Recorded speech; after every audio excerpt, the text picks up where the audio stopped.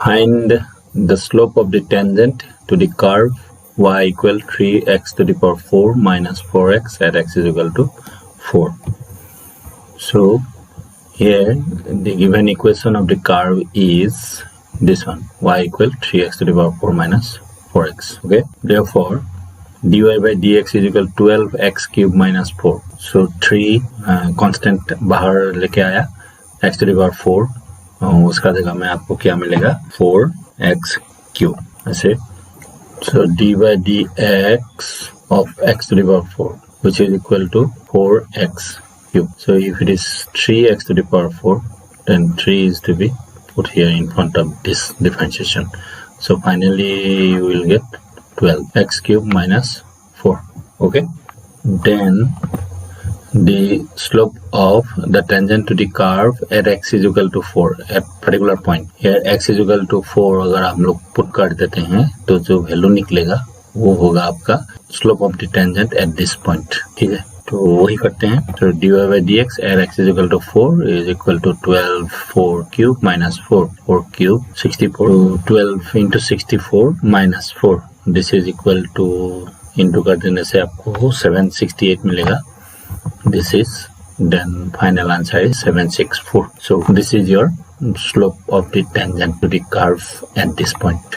वो ही आपको निकालने के लिए बोला था. So इस तरीके से आप डिफरेंशिएशन यूज करके dy by dx यूज करके slope of tangent आप निकाल सकते हैं. Okay, let us move for the next question 2. Here find the slope of the tangent to the curve y equal this. u by v apply करके आपको dy by dx निकालना पड़ेगा और point है ये x इक्वल टू 10. ये exactly same ही है first question जैसा, खाली डिफरेंशिएशन थोड़ा डिफरेंट होगा. u by v लगाना पड़ेगा.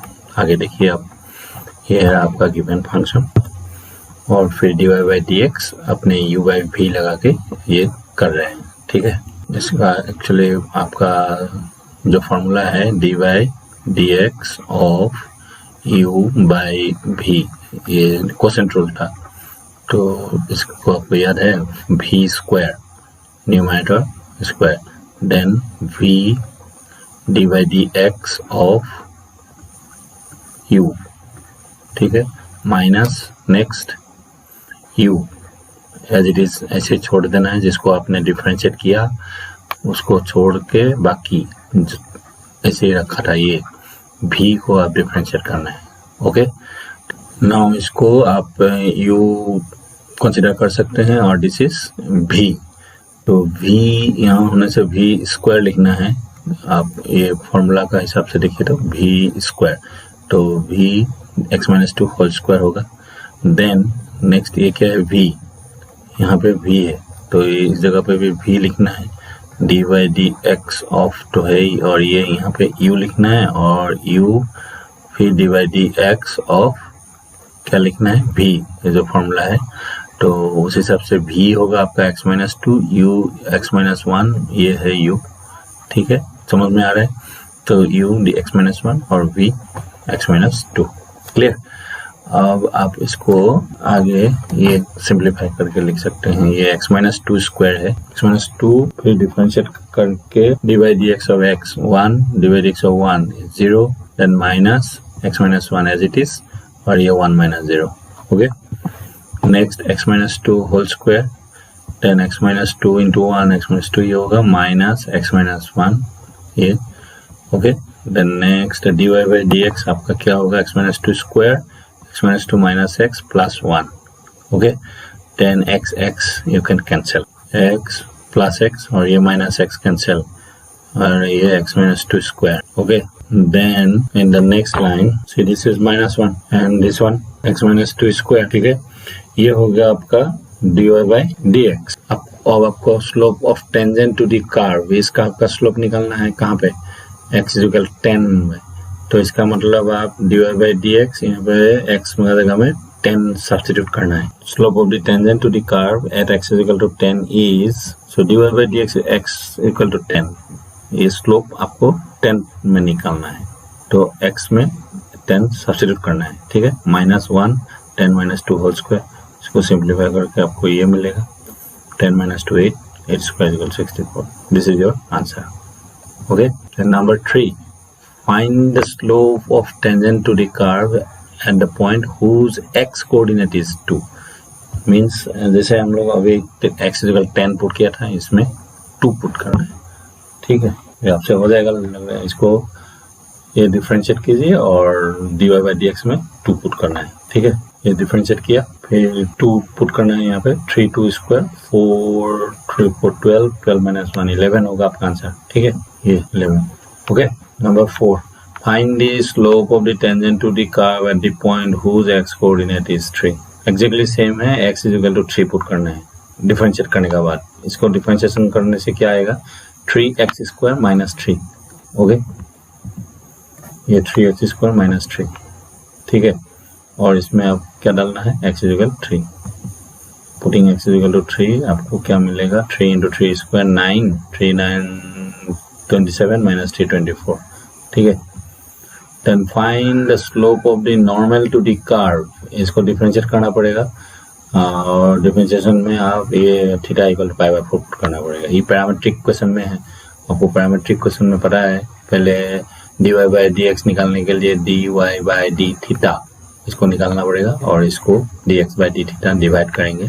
ठीक है, ये dy/dθ पहले आप ये निकालिए, देन इस dθ/dx मतलब ये बैलेंस करने के लिए dy/dx ये होगा, dy/dx रहेगा। ठीक है, और अभी इसको रेसिप्रोकल लेके डिवीजन साइन देने से यही एक्सप्रेशन एज इट इज रहेगा। अब आपको differentiation y with respect to theta, फिर similarly differentiation of x function को करना है विथ रेस्पेक्ट टू थीटा, करके डिवाइड करो और फिर dy/dx अपने आप मिल जाएगा। और जो मिलेगा उसमें θ = π/4 पुट कर देना है। Okay, let's move. dx/dθ इसको अब डिफरेंशिएट करना है। वैसे एक को आप आगे लाइए, आ गया तो फिर cos³ θ 3 cos² θ, फिर चेन रूल अप्लाई करोगे तो ये cos θ का minus sin θ, this is my clear.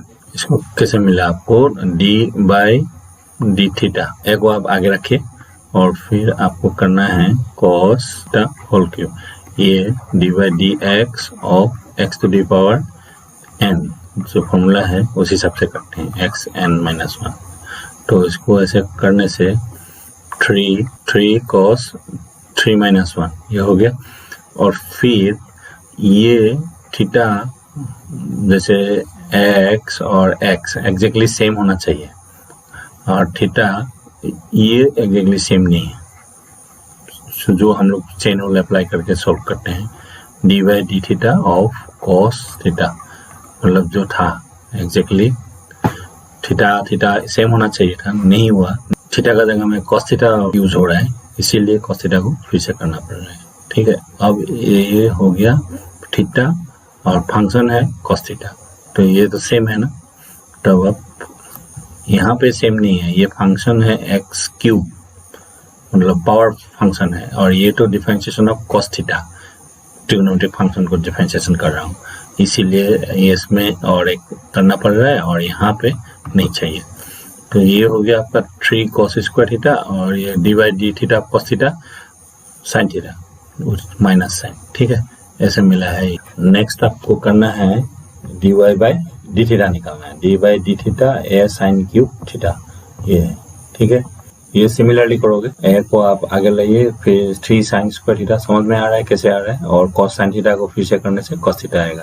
अब हम लोग ये अप्लाई करेंगे, dy/dθ का जगह में ये लिखेंगे और dx/dθ का जगह में ये। ठीक है, तो dy/dθ ये था और dx/dθ ये, तो होगा क्या, 3a कैंसिल, फिर साइन एक कैंसिल हो जाएगा, यहाँ पे एक साइन बचेगा और कॉस भी यहाँ पे कैंसिल होके ये हो जाएगा, मतलब आपका माइनस रहेगा और sin θ cos θ। ठीक है, sin θ cos θ tan θ होगा, सो इक्वल टू -tan θ। ये -tan θ में आपको θ = π/4 पुट करना है। This is your point where we are going to find the slope. तो θ = π/4 यहाँ पुट करके आपका स्लोप निकालेंगे। ठीक है, θ = π/4 -tan π/4 which is -1।